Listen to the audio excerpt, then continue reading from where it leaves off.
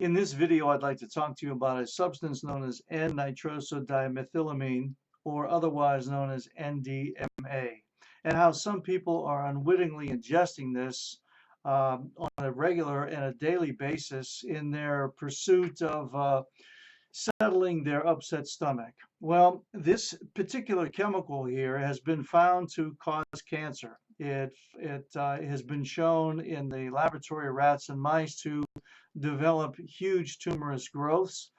It's very toxic to the human liver. And as a matter of fact, only 2 grams of this ingested is enough to kill an individual over about a 2 to about a 48-hour period.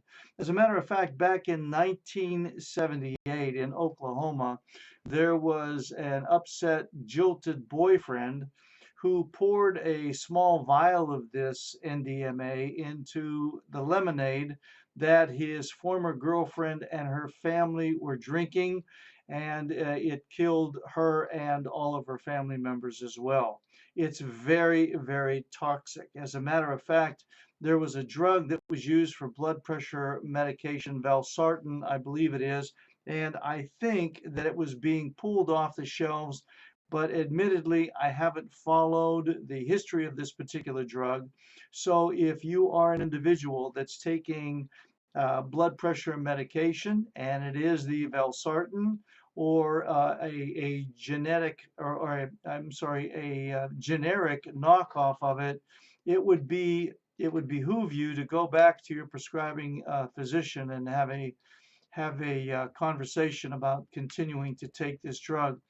What the Bloomberg report has found out is, because you may be asking, well, how in the world is this going on if they know that this particular compound is resulting in cancer or is a cancer-causing agent, and they're still allowing it to be ingested by the American populace?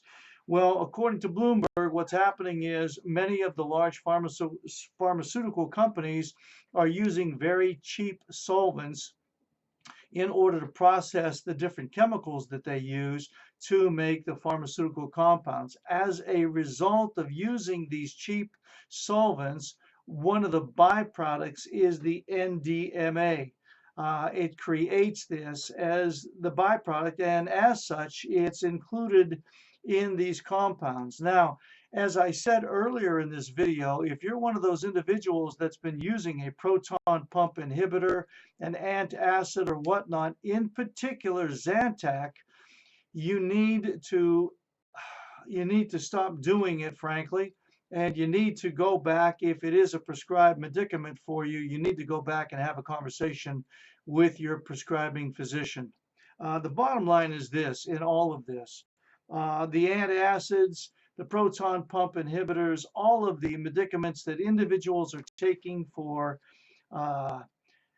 acid stomachs or the GERD or whatever nomenclature you might be using, it's not the problem that you're having, as I've talked about in previous videos, is not a result of having too much acid, but rather having not enough acid that's causing this distress that you're experiencing. So when you're taking the proton pump inhibitors like the Zantac, when you're taking the antacids, whatever it might be, all you're dealing with is the symptom. What you've got to do is, it would be like, putting a fan up to blow the smoke away and allowing the fire to continue to blow, or to continue to go on. What you want to do is put the fire out. That takes care of the smoke that's being produced. So get back to your doctor, have that conversation with him or her, and find out what's causing this problem that you're having. Identify it and get rid of it that way. All right. Look, I hope this information has been beneficial to you. And if you're not one that's using these drugs, but know somebody who is, you would be doing them a great service by sharing this information with them. And as always, if you have any questions whatsoever, please feel free to email us, and you can do so at office@pro-activewellness.com. We invite you to subscribe to our YouTube channel, Dr. Robert Bartosh, and thank you again for watching the video. And until the next one, and as always, God bless.